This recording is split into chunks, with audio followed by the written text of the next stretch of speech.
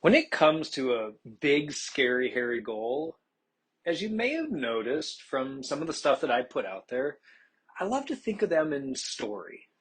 And I think for the most part, we can all agree, right, that stories are going to have chapters.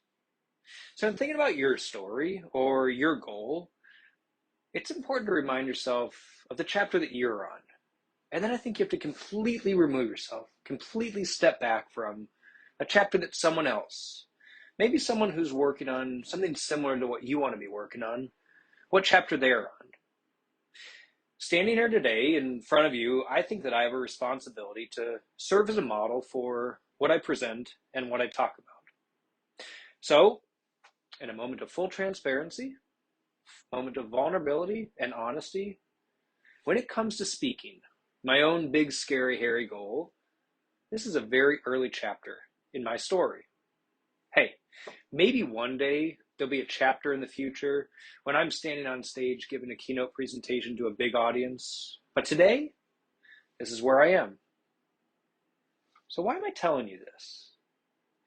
Well, because when it comes to pursuing a big, scary, hairy goal, I've learned that we all need to rewire our adult mode of living.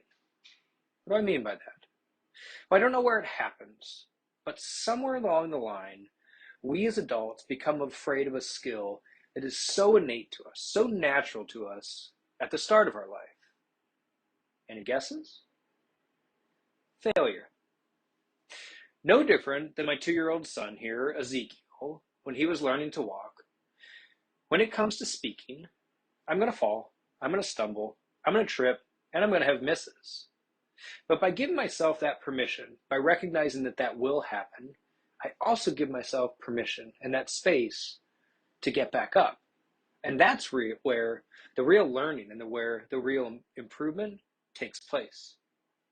So that brings us to, I think, a key lesson when it comes to your own goal.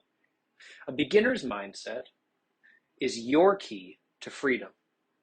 When it comes to pursuing your own big, scary, hairy goal, you have to give yourself permission to fall, to stumble, to trip, and to miss.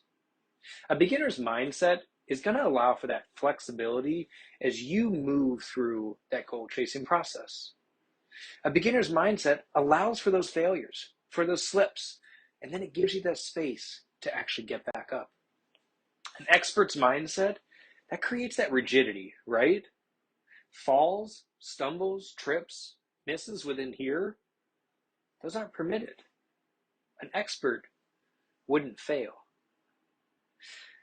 No matter how good you are at doing what you do or what you're pursuing, the push to you is to throw off the shackles of the expert mindset. Be a beginner. Because a year later, who knows where you can be? My son Ezekiel, a year later, he's running around and kicking balls now. And my guess is that we'll all be running around and kicking balls too, if we give ourselves the permission to fail.